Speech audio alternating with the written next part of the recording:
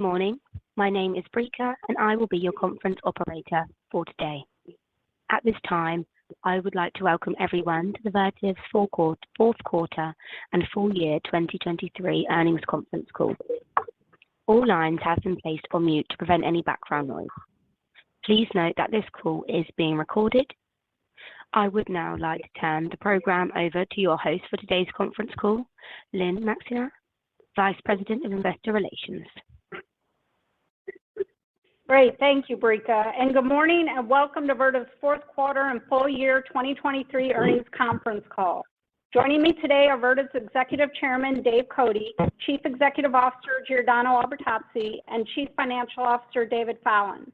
Before we begin, I'd like to point out that during the course of this call, we will make forward-looking statements regarding future events, including the future financial and operating performance of Vertiv. These forward-looking statements are subject to material risks and uncertainties that could cause actual results to differ materially from those in the forward-looking statements. We refer you to the cautionary language included in today's earnings release. You can learn more about these risks in our annual and quarterly reports and other filings made with the SEC. Any forward-looking statements that we make today are based on assumptions that we believe to be reasonable as of this date. We undertake no obligation to update these statements as a result of new information or future events. During this call, we will also present both GAAP and non-GAAP financial measures. Our GAAP results and our GAAP to non-GAAP reconciliations can be found in our earnings press release and in the investor slide deck found on our website at investors.vertiv.com. With that, I'll turn the call over to Executive Chairman Dave Cote. Well, 2023 was a great year for Vertiv and our share owners. We created tremendous value. Our stock price increased 252% in 2023, putting us well ahead of the number one performer in all of the S&P 500, and it's up very well again so far this year. We announced a capital allocation strategy at our November investor conference is very flexible, and we believe is structured well to provide additional benefits to share owners and is a great reflection of the cash-generating capability of the company. A very nice and exceptionally promising change from where we were.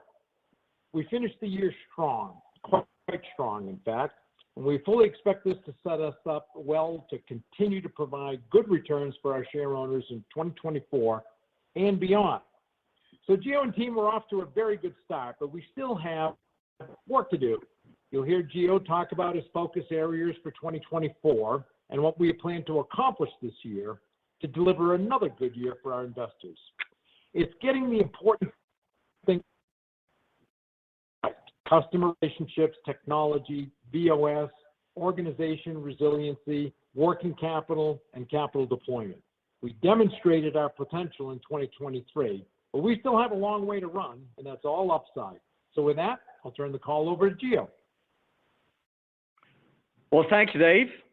Thanks a lot. As Dave mentioned, our stock was up 252% last year.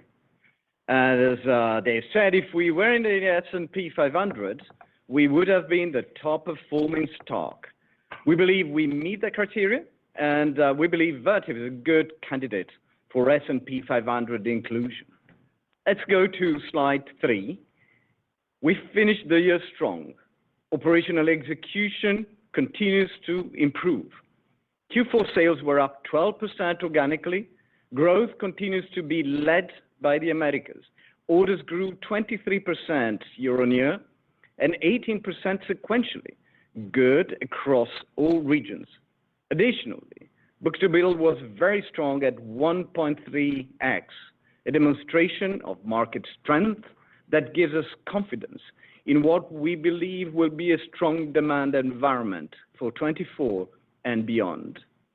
Adjusted operating profit of $330 million and adjusted operating margin of 17.7%, clearly a step function improvement and a demonstration of our sharpened operational execution. Our adjusted free cash flow was $305 million for a full year at $778 million, resulting in more than $1 billion improvement year on year. Our net leverage at the end of the year was 1.9x, so within our target range of 1 to 2x, and we were upgraded by both Moody's and S&P in December. In December, we announced the acquisition of Coolterra that further strengthens our technology leadership in high density and liquid cooling. More to come on that in a few slides. I'm pleased with a strong foundation. As we enter 2024, coupled with strong market demand, we feel good about our trajectory for the year and beyond. And let's move to slide 4. We take a look at the market environment here, and it's pretty consistent with what we have been seeing for a while. Cloud hyperscale continues to lead the growth with tangible signs of AI deployment and very strong build plans. We continue to see encouraging signs in enterprise, with customers starting to develop AI plans for their business, be it either on-prem or cloud. Either way, it's good for Vertiv. Telecom, not a lot of news here. CapEx is tight and mainly focused on retrofit. From a regional standpoint, APAC remains soft, but continues to be a story of China and the rest of Asia. The China market continues to be weak, but we saw some small positive signs in terms of orders. We don't think the market is getting weaker, but recovery is slow-paced, if at all. In the rest of Asia, including India, we see significant investments happening across the market. Cloud colocation are certainly leading the pack, but enterprise customers are also investing. We moved commercial and industrial to green in APAC, really driven by India. The investment in infrastructure are accelerating. The India market is quite exciting, and we are well positioned. Overall, our pipeline formation is good and particularly strong in the colo hyperscale segment. Now let's go to the next slide, slide 5. I am pleased with the order strength we saw in Q4, 23% year-on-year and 18% sequentially. We enter 24 influenced by a strong 2H23 booking, driven by large projects, reflecting also demand from AI. We continue to post a record backlog, which was up about $500 million from the end of Q3. Good visibility for 24 and beyond.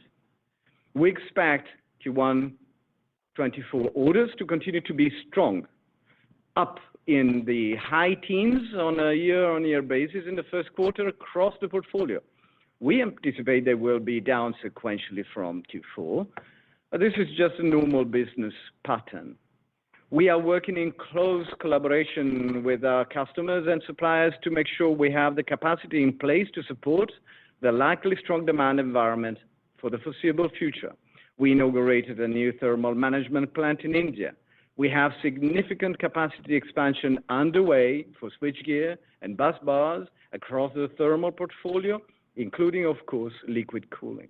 As I mentioned at Investor Day, on a weekly basis, we look at evolving demand scenarios in a disciplined, rigorous, and focused way to make timely investment decisions. The backlog for AI orders continues to grow robustly. The acceleration of the overall order book related to AI, and it's never an exact science, as I explained, matches the expected growth rate for the application, i.e. a growth uplift of 3 to 4% to the overall market, as we mentioned in November. I continue to caution what is and what is not AI is fungible to a certain extent.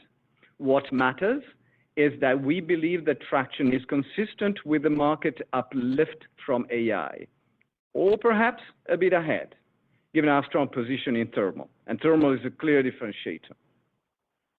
Continuing on the right side of slide 5, we believe that supply chains have largely returned to normal, but I'd say normal in a post-pandemic world. We are focused on making sure that resiliency is constantly increasing across the supply chain to weather what a quite complicated world can throw at us. So a lot of focus here. Looking at material inflation, we expect materials pricing to be relatively stable year-on-year, but we are very mindful that things can change rapidly. And with that, over to you, David. Thanks, Gio. Turning to page 6, this slide summarizes our fourth quarter financial results. We finished the year quite strong. Our organic net sales increased 12%, 5% from volume, 7% from price. And America continues to be the growth engine, which Americas was up 22% in the quarter.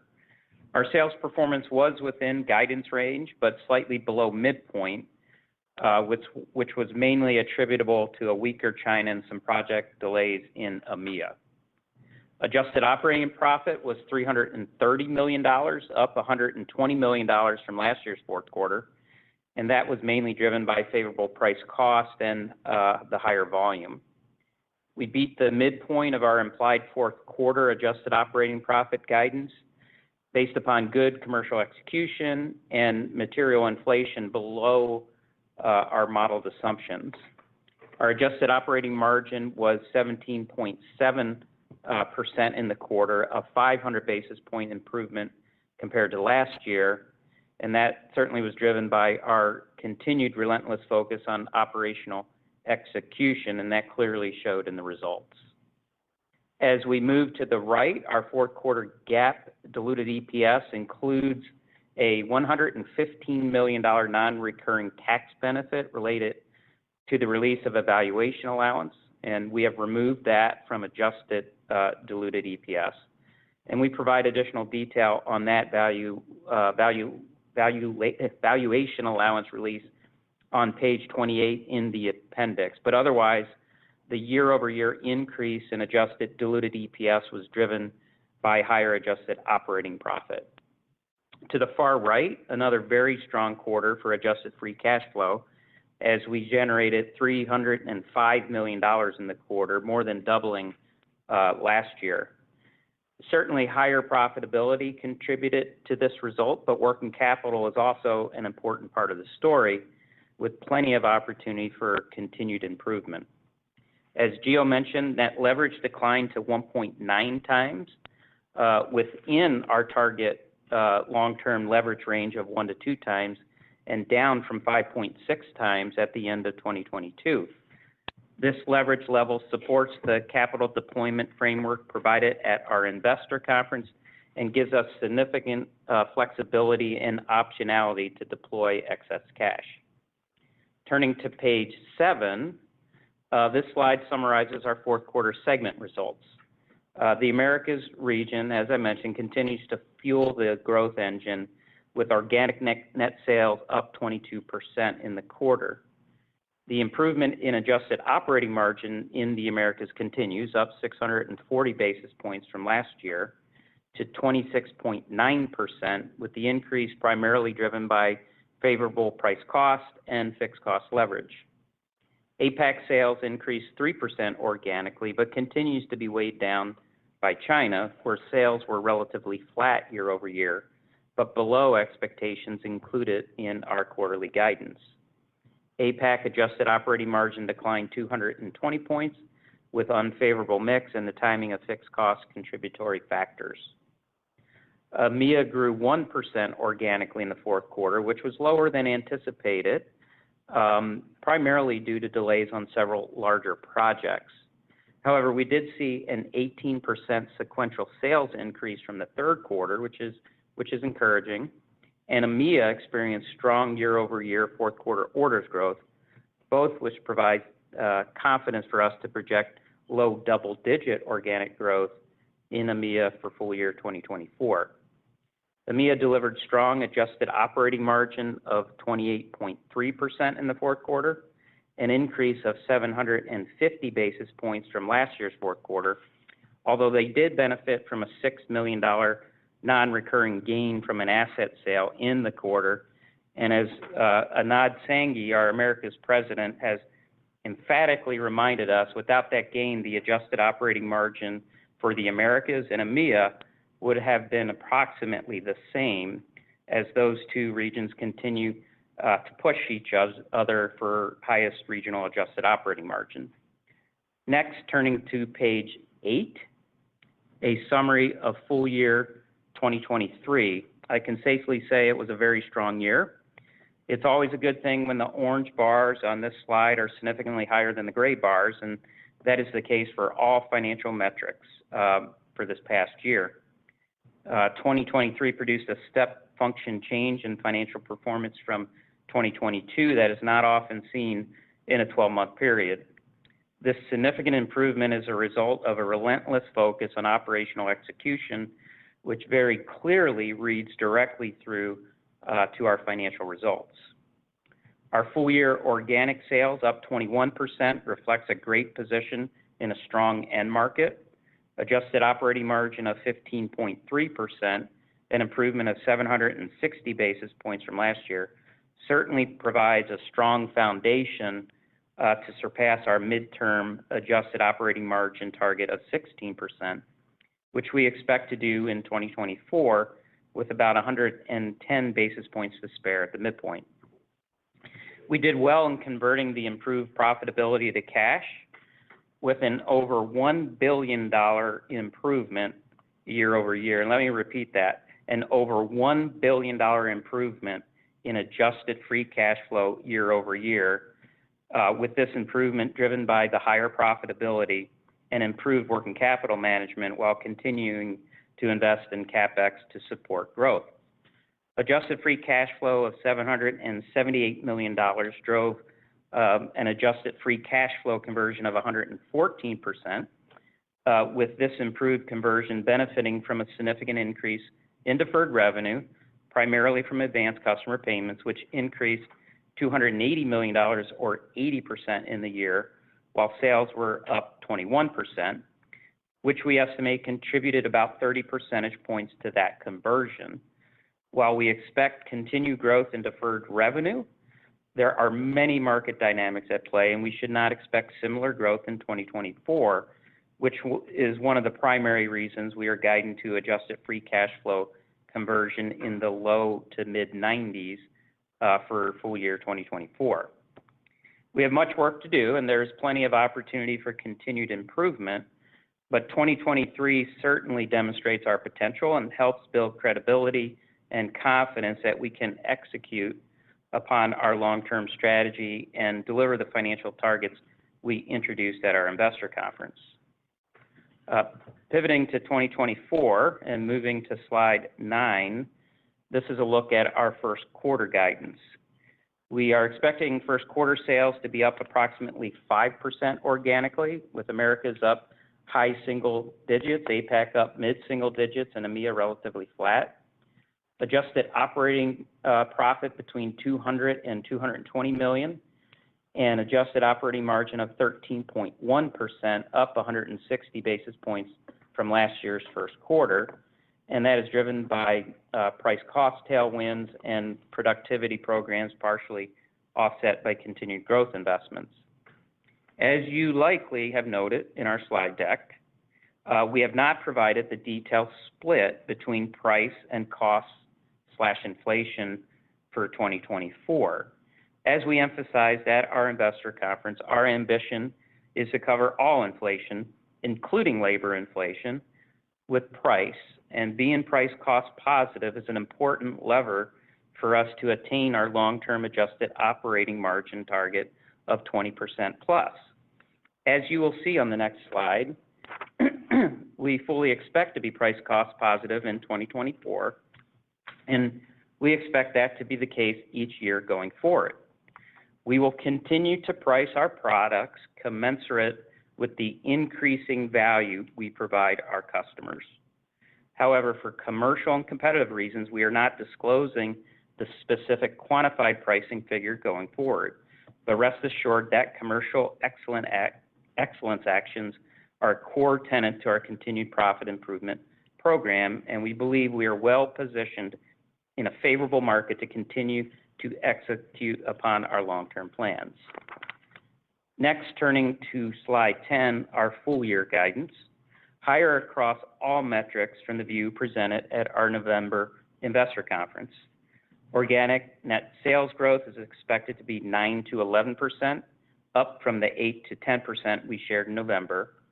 We are increasing the midpoint for adjusted operating profit from $1.25 billion to $1.3 billion, with adjusted operating margin at 17.1%, well above the previously established midterm target of 16%. And as a reminder, our long-term margin target is 20% plus, and we believe we will take all the necessary next steps in 24 on our path towards that target. Our projected 2024 adjusted diluted EPS of $2.23 at the midpoint is approximately 25% higher than 2023, primarily driven by higher adjusted operating profit and partially offset by taxes and a higher share count, as a higher share price drives more accounting dilution for employee stock options. We have included some estimates for share repurchases and share price in our estimated 24 diluted share count, but we are not prepared at this point to share specifics for either, but we believe the 393 million shares estimate for full year diluted share count is a reasonable and balanced guidance, but certainly subject to change based upon several variables. Moving to the right on this slide, we are projecting adjusted free cash flow between $800 and $850 million, representing 94% adjusted free cash flow conversion at the midpoint. As mentioned, this is lower than 2023 conversion, primarily due to assumptions with deferred revenue and higher investment in CapEx. And finally, as we introduced at our investor conference, there will be a couple of external reporting changes in 2024 to align with how we run the business. We summarize these changes on slide 31 in the appendix, and we have provided a historical recasting for these changes going back to 2020 in Exhibit 99.2 of our earnings release. And with that said, I turn it back over to Gio. Well, thank you. Thanks a lot. Thanks a lot, David. And we go to slide 11. Thank you. You saw this slide at our investor conference. We are the market leader in thermal management for data centers. We have the most complete portfolio of thermal management solutions, including liquid cooling, to lead the industry as a transition to GPU accelerate. We can do this customizing at scale, and we believe in a very strong position.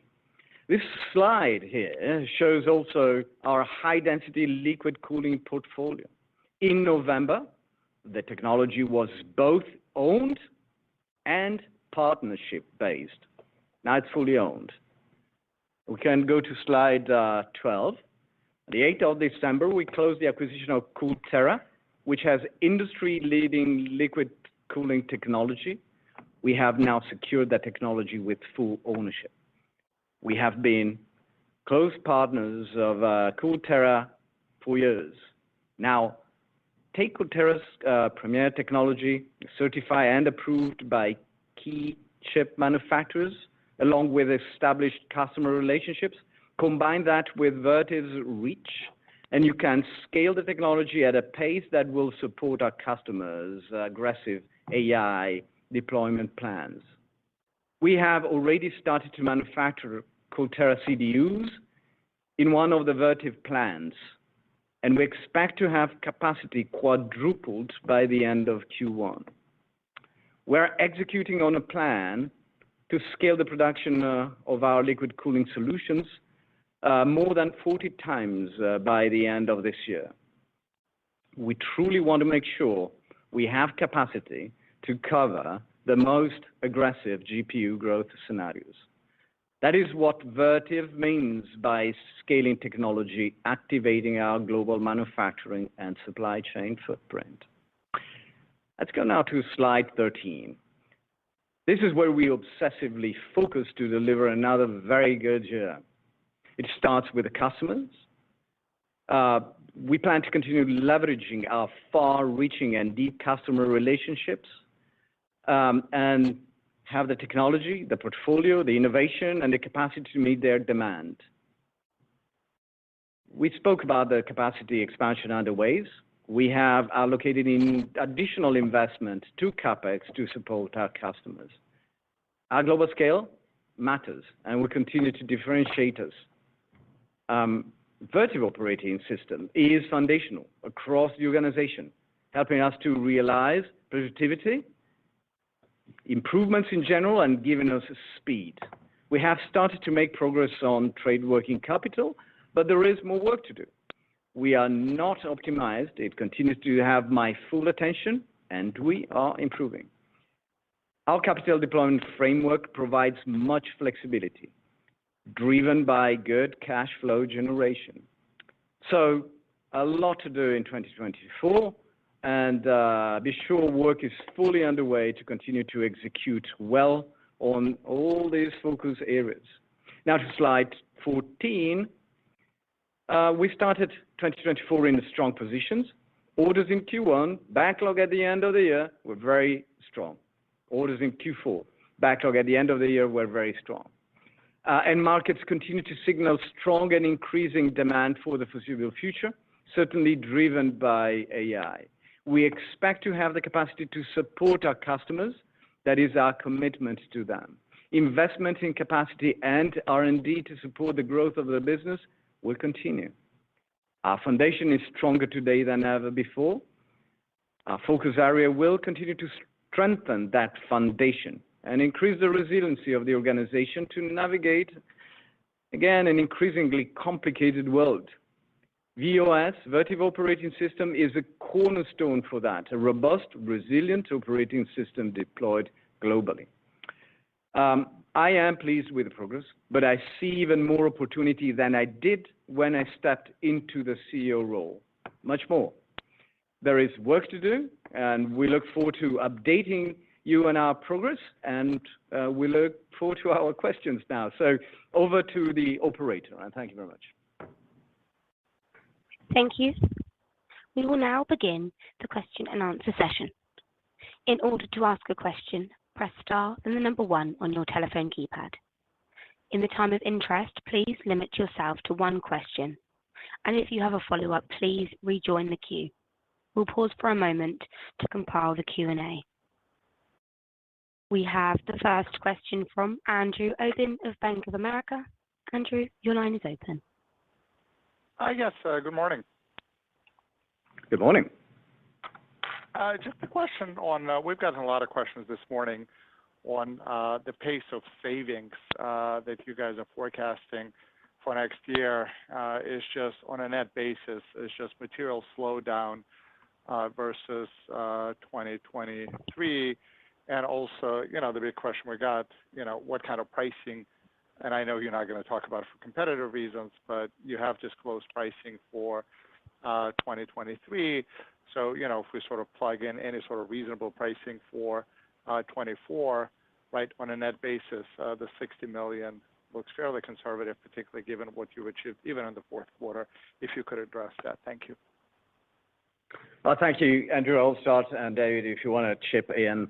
I mean, we've been pretty vocal about the strength of our pricing muscle over the built over the last 12 plus months. It's something that continues. Just by the same token, I've been vocal about the fact that while we continue to believe that we operate in a price favorable environment, but the marginal price gains will diminish for obvious reasons and a different inflationary environment we're in. But we operate, the biggest part of our business operates in a favor from a demand supply balance environment. So we continue to count on price. Now, the pace of that price will, again, the price gain diminish, but we're confident we'll continue to be positive. And I don't know if you want to add something, David? Yeah. No, just for avoidance of doubt, that $60 million certainly is a price cost or price inflation number. And when we look at price cost, we include labor inflation in that number, which we have disclosed previously. That's in the $100 million range, and we certainly expect both material and freight to contribute some inflation next year. So you got to take that into consideration when you're looking at that price cost dynamic, including looking at price. Gotcha. And just a follow-up question on North America. You are getting North America revenue up high single digits in the first quarter, but 22% growth in the fourth quarter. Orders up 23% in the fourth quarter, 23. Is there any specific dynamic taking place in the first quarter why you think North America is only going to be up high single digits given the strength in the fourth quarter? Thank you. Well, we continue to believe that we believe and we have a strong business. North America pipeline is very, very encouraging. Just want to remind that the Q1 last year in North America, but in America, sorry, particularly was particularly strong. You remember we were coming out of 2022 where we had a lot of, let me say, pent-up backlog. So that's also a reason. But we feel very good about our business in America. Okay, guys. Thanks a lot. Congratulations. Thanks, Daniel. Thanks. Yeah. We now have Lance Vitanza of TD Cowen. Hi, thanks guys for taking the questions, and congrats on the performance. It looks like book-to-bill not only improved in the fourth quarter but accelerated. So I'm thinking about the organic sales growth guide for 2024, which certainly terrific in an absolute sense is obviously a lot lower than what you achieved in 2023. So I'm wondering, to what extent does the guidance for 24 reflect potential bottlenecks, both from the standpoint of perhaps your customers' ability to source permitting and utility power on the one hand, and then also, of course, your own supply chain with respect to fans and IGBTs and breakers and so forth? Thanks. Thank you, Lance. So as you noticed, of course, we are very happy about our book-to-bill and our backlog. We have dynamics in the sense that certainly our second half orders 23 were strong and good, and that reflects in the way the shape of our backlog in general. We do not see a supply chain bottleneck our end. I mean, it's never infinite, but the constraining factor, if you will, if we can call it so, is the fact that simply these large projects, and large projects we're talking, have relatively long requested lead times from our customers. So it's a natural cycle.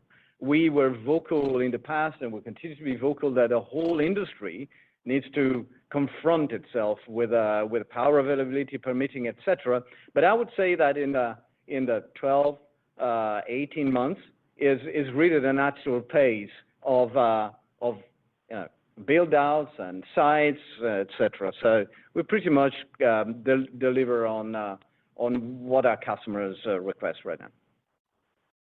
Thank you. We now have Nigel Coe of Wolfe Research. Your line is open. Thanks. Good morning, everyone. I'll keep this to one question. So if I'm doing the math right, it looks like $2.4 billion of orders in the quarter, up from $1.9 in the third quarter. I'm guessing you're going to say America's hyperscale, etc., but maybe just give us some context on what drove that sequential acceleration.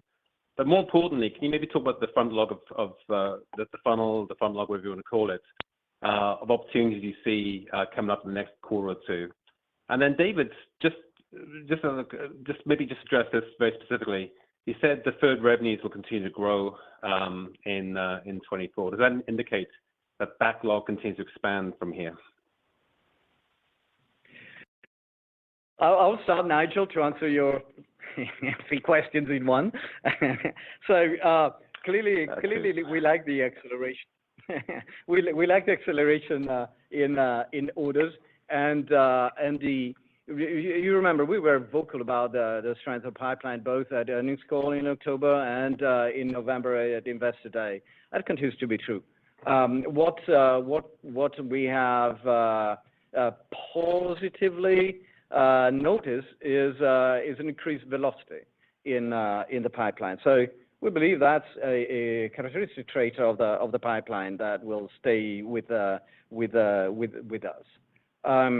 So that is true. The funnel continues to grow, and that's true pretty much globally, certainly for the Americas, EMEA, and many parts of Asia. So we're positive. We're positive about that. So we see opportunity out there. Do you want to comment on the other part of the other question? Yeah. So as it relates to deferred revenue, and I may oversimplify this, but deferred revenue can grow for two reasons. One is, as you mentioned, backlog grows, but the other is just improved execution and further penetrating customers with those advanced payments. And frankly, we would hope for both, but we feel pretty good that we'll see continued growth in those customer advanced payments. Okay, I'll leave it there. Thanks. Thanks. Your next question comes from Amit Daryanani of Evercore. Good morning. Thanks for taking my question. Gio, I was hoping you would talk about, I think you talked about AI activity broadly is in line, if not slightly better than you had expected. I think that's the way you described it. Can you maybe just talk about, and I realize you said it's not easy for you to be precise, but how much of your orders or your backlog you think are AI-driven today? And as you engage with these cloud customers, do you see them sort of preferring more the route of direct-to-chip or full immersion? Just sort of love to get a flavor of what your customers are looking to build their data center technology with as they go forward. Thank you, man, and a good day to you. As explained on a couple of occasions, it's very hard for us, and I think for everyone, truly to be exact. It's not an exact science, as said while we're going through the slides. Not exact science deciding what goes to, or being sure of what goes to AI applications or not. As I said, there are some product lines that are univocally destined to high-density GPU AI, like any sort of high-density cooling or liquid cooling, some elements of in-rack power distribution. But at a certain stage, we want to make sure that we don't go to the side of too much details also from a competitive standpoint. But we are very happy about the trajectory of the backlog and the trajectory of the pipeline. But the vast majority of our portfolio is really fungible, as I said, in the sense that also a lot of what you see built today and designed today is not univocally one or the other. It is data centers that needs to be hybrid in their very nature, because they will host both traditional, let's say, CPU and GPU, with configurations that may and will actually change over time. So the mix of loads in the same data center changes. The challenge here for all in the industry, and that's why we cooperate very, very strongly with the hyperscalers and the largest colos, is how do you design it in a way that you can transition that way? How can you build that intrinsic flexibility there? So that's why it's very difficult for me to answer in a credible way to your question. And I would invite the entire industry to be less biunically black and white on this, because I don't think we can. Having said that, we're very happy about the trajectory. We're very happy about the trajectory of what is univocally destined to AI, but also the pull-through of what we know, believe, see is AI-driven, medium, long-term in our pipeline. Direct or immersion? Direct. That's what we hear in spades.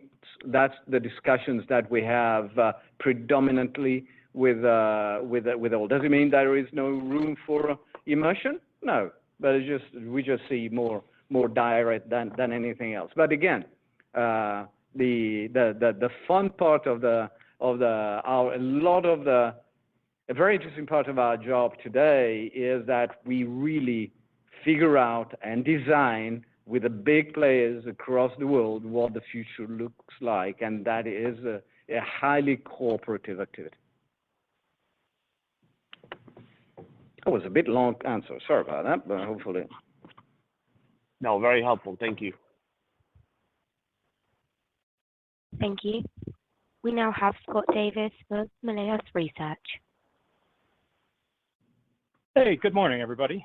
Congratulations on Good morning, a good Scott. year. Yeah. Thank you. You know, this might be a little hard to answer, but do you guys have a view or a vision, either one, but of what percentage of the mix liquid cooling would be in a couple of years? Is it, you know, I'm trying to just get a sense of size and materiality of it, I think, is the question. Scott, it's very much, we do not deviate very much from what we were saying at Investor Day, quite honestly. So if I go back to those thought process, we would see let's say going to 15 to 20% of the overall let's say thermal part over time as that builds up. Okay. But okay. again, Sorry, it's really still a bit early. Okay. And again, I know you've got a lot of different SKUs, but can you give us a sense of your capacity utilization by region? And maybe the real question I'm trying to get at is how much did lack of capacity kind of slow down your growth in 23, or perhaps impact your growth in even you know, the first couple of quarters here at 24 before your new capacity comes online? Capacity and capacitization is an ongoing. I would say that with the big steps we're opening, as I talked to so many times, India and Monterrey. After that, it's more of a gradual expansion, adding lines, adding shifts, improving utilization, improving output, investing more in assembly lines and tools. So in general, we do not see in this moment, and we do not see for 2024 capacity or beyond, of course, capacity as a limiting factor. Not in any kind of a material fashion. Clearly, as I mentioned, we make capacity decisions almost on a weekly basis, because never have we experienced a market that is this dynamic to this extent. And I want to make sure we have a kind of a very robust process to be there and to provide our customer with the right capacity. Okay, that's helpful, Joe. Thank you. I'll pass it on. Good luck this year. Thanks, Scott. Thanks. We now have a question from Jeff Sprague of Vertical Research. Hey, thank you. Good day, everyone. Hey, maybe just coming back to this slide 12, Gio, just help us get our head around what exactly this means. You know, obviously you're increasing capacity off a very, very low base, but you know, like if we go back to the Investor Day, you said you had $100 million of, you know, really direct AI, you know, revenue exposure, and there was another $250 million, which was kind of in that fungible, you know, category that was maybe AI, but you didn't know for sure. I don't think you're telling us here that $100 million is going to $4.5 billion, multiplying it by, you know, 100 by 45. But what are you telling us here? You know, it's obviously a pretty dramatic chart. What we're saying is that here we will, in the space of the 12 months, our plan is to make sure that we have the necessary demand to cover the needs, the direct-to-chip liquid cooling needs of the industry, and making sure that you know we do not limit our ability of our customers to grow their direct to chip liquid cooling. That means that we indeed start from a relatively low base. When we were talking about $100 million at Investor Day, of course, that doesn't mean it's all liquid cooling, by the way. We were talking about a backlog that was spread over months and quarters. So it's not necessarily a peak point realized at the beginning of the year. The fact is, we start from low base. We believe that we'll be able to bring the capacity that the industry needs and plus, and that's done activating 3 Vertiv plants across all continents, and with a rapidity and with a broad reach of our supply chain. So the message is, without going in exactly in the numbers for obvious reasons, but the message is we will have capacity, and we have capacity, and we have the technology, and that's what we see a lot of. That's why we see a lot of conversation and a lot of pipeline forming in this moment. We have the next question from Nicole DeBlase of Deutsche Bank. Yeah, thanks. Good morning, guys. Hey, good morning. Hi. Just maybe on EMEA, you guys alluded to some shipment delays that took place in the fourth quarter, and I guess can you talk a little bit about, maybe quantify that, talk about the impact if you can kind of recoup all of that in the first quarter, and talk about the quarterly cadence of growth to get to low double digits for 2024. Thank you. The line was very, very noisy, but we believe that we have understood your question. So Q4 was for EMEA was predominantly a question of customer readiness and site readiness. So not so much an internal capacity, but it was more us, more the customer side receiving. When it comes to the sequence of quarters going into 2024 for EMEA, it's probably a little bit premature. We certainly will have a challenging comparison in Q1. So do not expect necessarily this acceleration that we shared with you to happen necessarily in Q1. But instead, we are convinced. And we are very happy about the pipeline, and we are happy about the example, and specifically refer to our order intake in Q1. So we're quite optimistic about it. We will move on to the next question of Mark Delaney of Goldman Sachs. Yes, thanks very much for taking my question. Backlog grew 16% to reach a record high of $5.5 billion. Can you talk about how much of the backlog is supporting sales in 2024 and how much is for 2025? And as you think about the order of backlog strength, does that imply that in the next few years, Vertiv's revenue would be at the higher end or maybe even above the 8 to 11% long-term revenue CAGR target provided at the Investor Day? Thanks. Our long-term, let's say, vision stays what we shared with you at Investor Day, and of course with a good Q4 under our belt.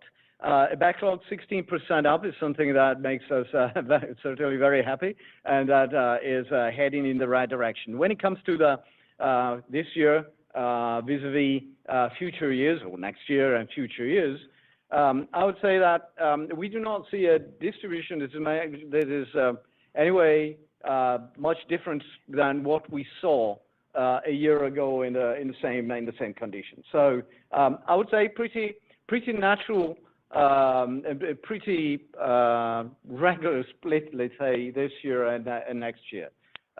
Is the backlog good? Yes. Is the backlog, let's say, encouraging?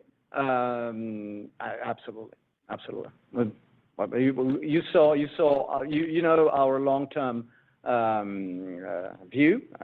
You have our 2024 plan, and yeah. Thank you. Thank you. We now have Sahil Manocha of Citi. Hi, this is Sahil Manocha on for Andy Kaplowitz. Good morning. Good morning. Morning. Thanks for the question, guys. It's now been roughly 3 months since the CoolTera transaction, and you mentioned that asset integration and vigorous production acceleration will continue through 2024. To the extent possible, could you please clarify the impact of the CoolTera acquisition has had on the 24 guide since the Analyst Day was pre-acquisition? More specifically, what is the revenue and cost impact of the CoolTera acquisition on the 24 guide? We closed CoolTera acquisition on the 8th of December, so yeah, it's not 3 months yet.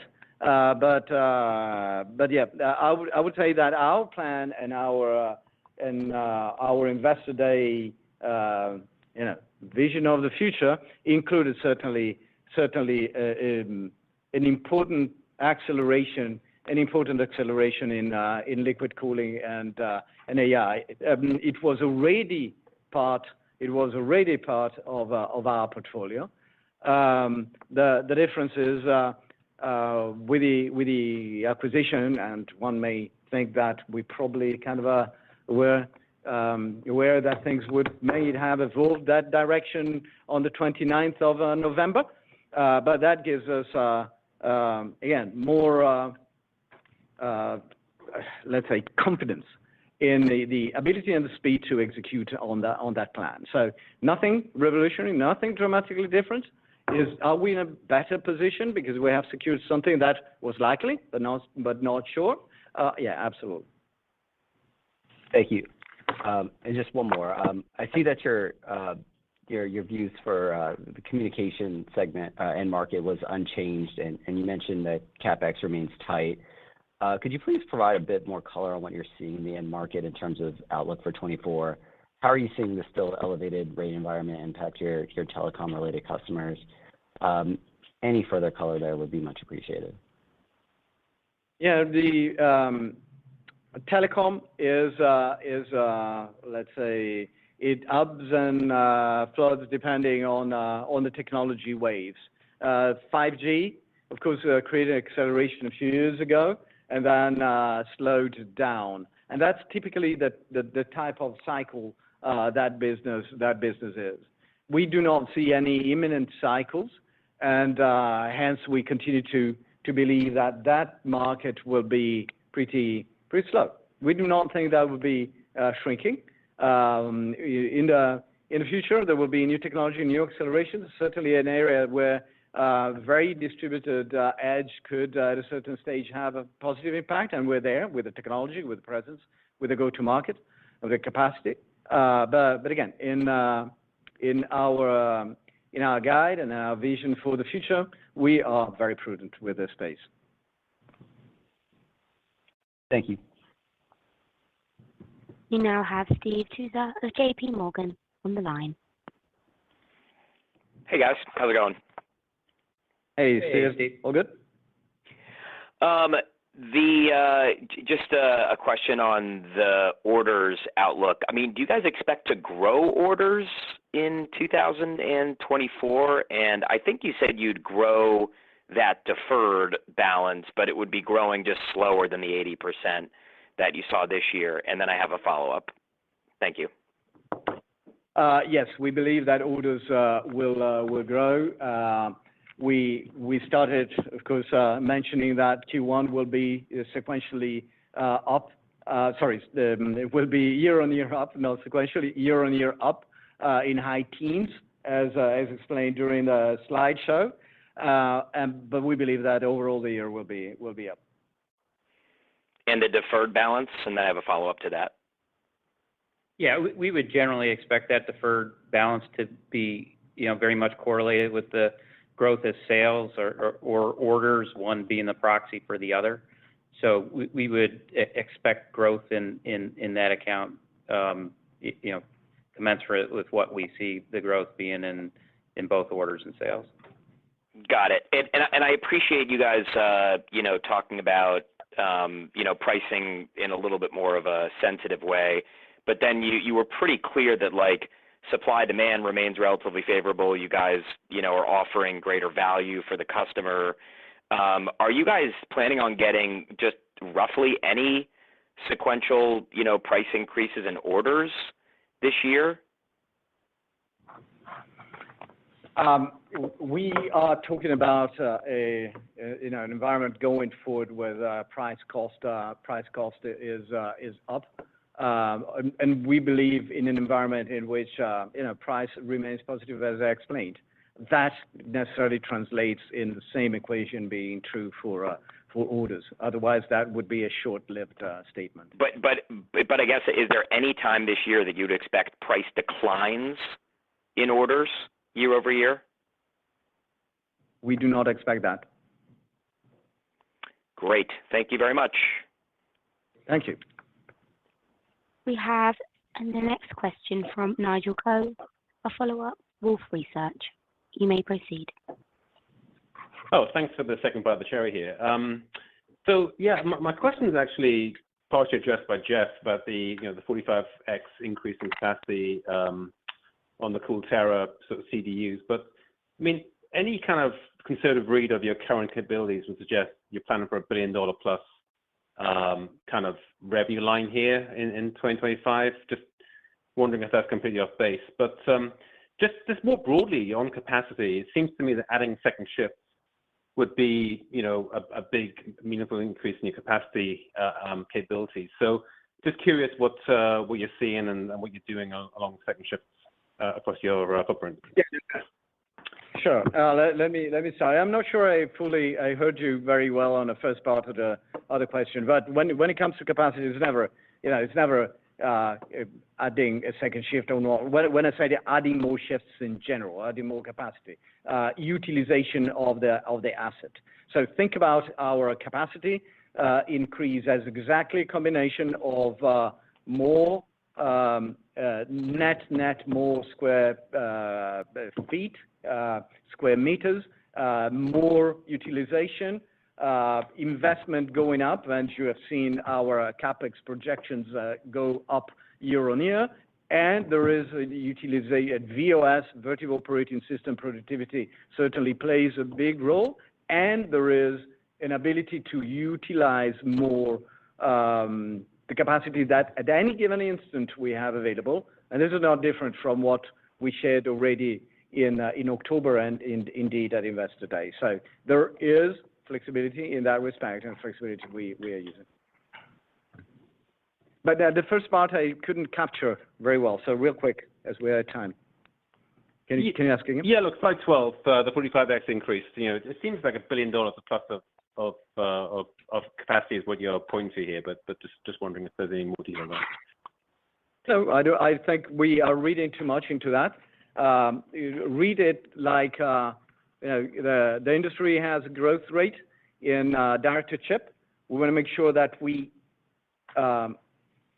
provide capacity over and above that growth rate, so that whatever the industry needs, we'll be able to cover that. Okay, thank you. Thank you. This does conclude our question and answer session. I would like to turn the conference back over to Giordano Albertazzi for any closing remarks. Well, thank you very much, and thanks everyone for your questions, and looking forward to more interaction in the next few days. I want to thank the Vertiv team globally. Hard work in 2023, and we have executed well. As we mentioned a few times in the recent past and continue to do, we are shifting our culture towards a high performance culture. It doesn't happen overnight, but it's certainly happening at Vertiv. Gradually, a lot more to do, but we're heading in the right direction. We're starting to develop the right sense of urgency across the organization, and you can see that. As I like to say, pleased, but absolutely never satisfied. Good year, 2023. Looking forward for a stronger year yet in 2024. A lot of potential. Very excited. Thanks everyone for joining us, and we'll speak soon. Thank you. The conference has now concluded. Thank you all again for attending today's presentation. You may now disconnect.